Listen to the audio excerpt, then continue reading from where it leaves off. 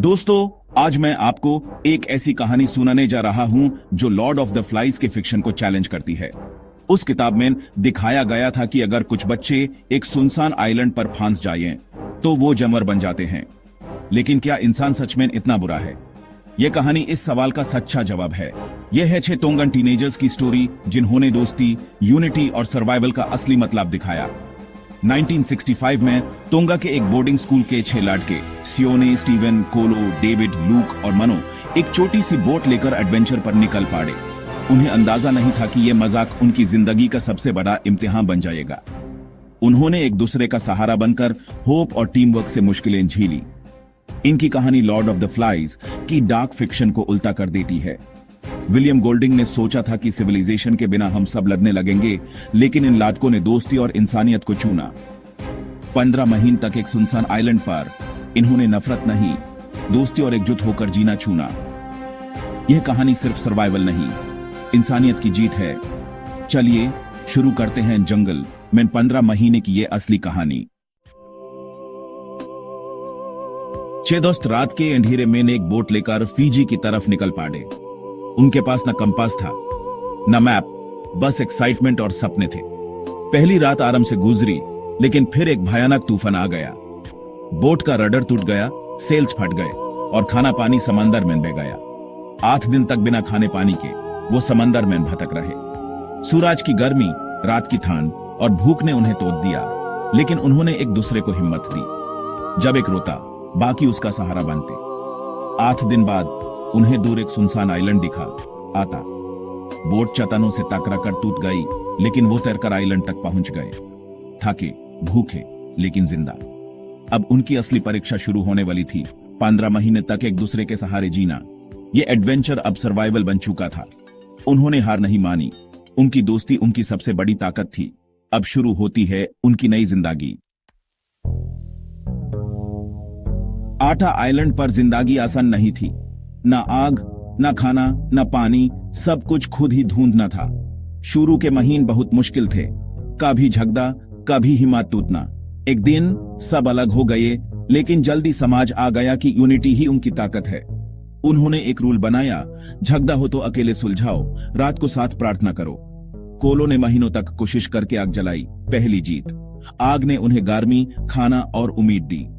उन्होंने ड्यूटी बांट ली, आग को जिंदा रखा। धीरे धीरे आइलैंड को घर बना दिया। पुराने गांव के अवशेष माइले, जंगली तारों, केले, मुर्गियां अब खाने का सोर्स था। अब उनके पास एक प्लान, एक घर और एक दूसरे का साथ था। मुश्किलें न भी थी, लेकिन अब वो एक टीम थे। सर्वाइवल से जिंदगी की तरफ बढ़ चुके थे। इन 6 लड़कों ने आइलैंड पर एक छोटी सी कम्युनिटी बनाई। काम बांध लिया, कोई गार्डन देखता, कोई किचन, कोई सिक्योरिटी। हर सुबह शाम प्रार्थना, डिसिप्लिन और दोस्ती उनका मंत्र था।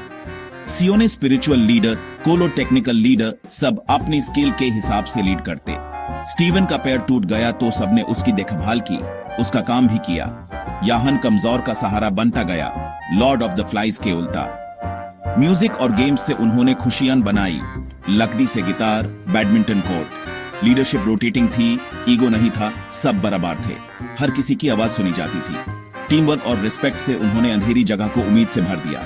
उन्होंने एक दूसरे पर भरोसा किया। उनकी कम्युनिटी एक मिसाल थी। यह टीम वर्क का असली मैजिक था।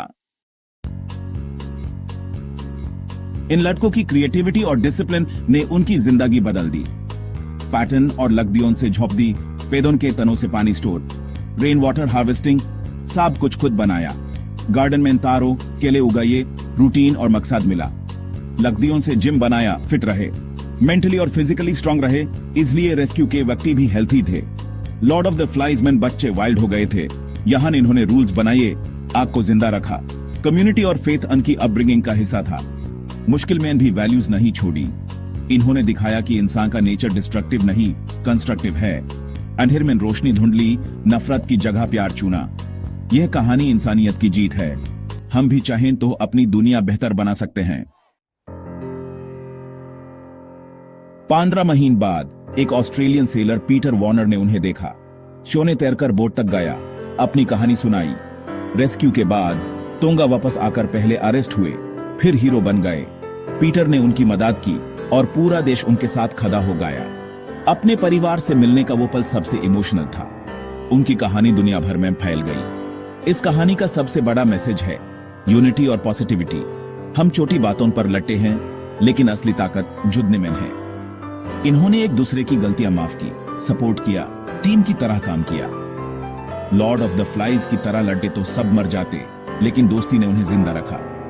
चॉइस हमारे हाथ में है, हम भी एक मिसाल कायम कर सकते हैं। अपने दोस्तों, फैमिली को अप्रिशिएट करो, उनका साथ दो। जब मुश्किल वक्त आएगा, यही लोग आपके साथ खड़े होंगे। यही इस कहानी का असली सबक है।